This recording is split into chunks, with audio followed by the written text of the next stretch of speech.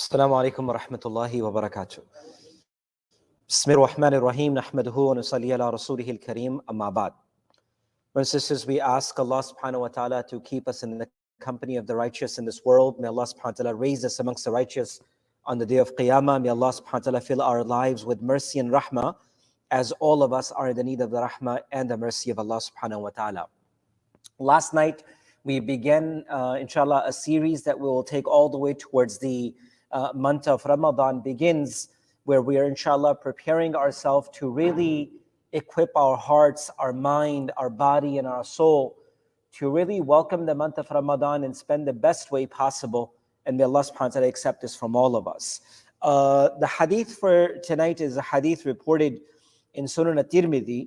And the hadith is that the Messenger of Allah sallallahu alaihi wasallam said, when it is the first night of Ramadan, the devil and the rebellious shayateen, meaning jinns, are tied up. The doors of Jahannam, hellfire, are closed, and none of its doors are opened. The doors of paradise, Jannah, are open, and none of its doors are closed. And now, this is the point that I really want all of us to take back, because this previous portion was already mentioned in another hadith.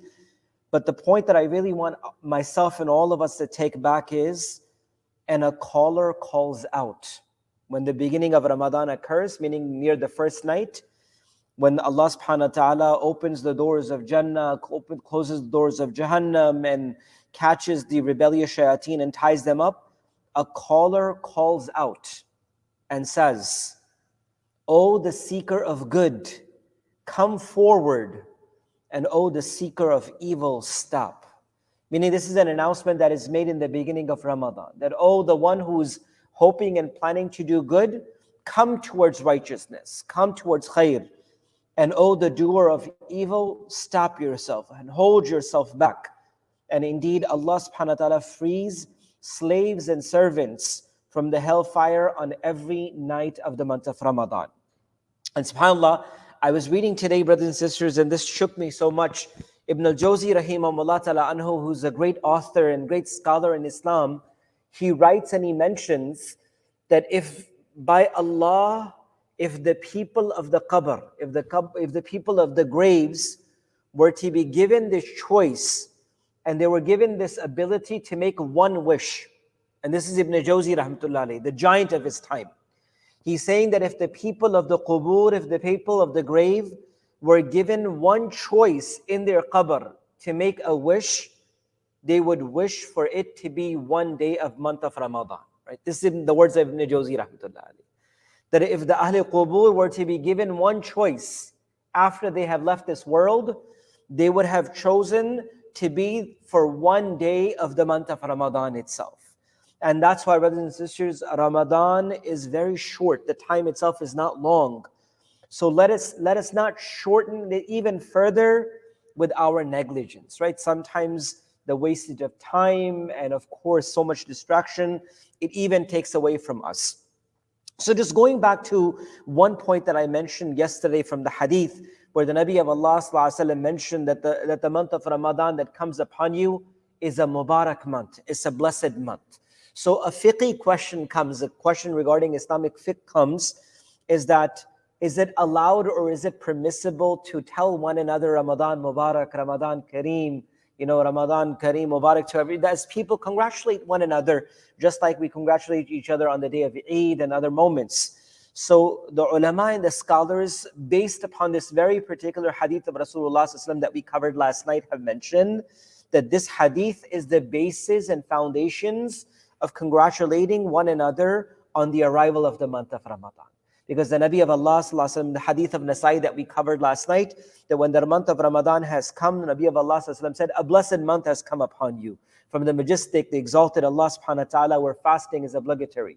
So from the words of Rasulullah ﷺ, ulama have mentioned that it would be permissible and acceptable, and of course not considered to be sunnah, but to be an acceptable form of congratulating one another on the beginning of Ramadan.